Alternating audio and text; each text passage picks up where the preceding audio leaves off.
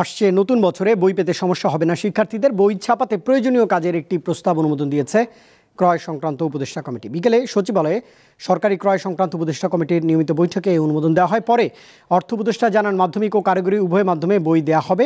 এক প্রশ্নের জবাবে উপদেষ্টা জানান দ্রব্যমূল্য কমতে সময় লাগবে।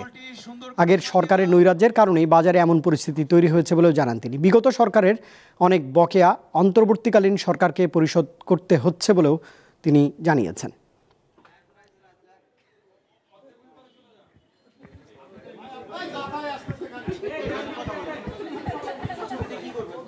আমরা অ্যাসিওর করছি ওনারা শিক্ষা মন্ত্রণালয় জানুয়ারির প্রথম দিকেই চেষ্টা ওরা যত বইরা এই ষষ্ঠ এবং সপ্তম শ্রেণী এরা বইগুলি এই দুইটা আরেক কয়েকটা আছে সেগুলো দেবে। এই দুইটা সবচেয়ে বেশি আমাদের ষষ্ঠ সপ্তম, এখানে কারিগরি আছে, মাধ্যমিক আছে, অন্যান্য ইংরেজি বাংলা ভার্সন দুটোই।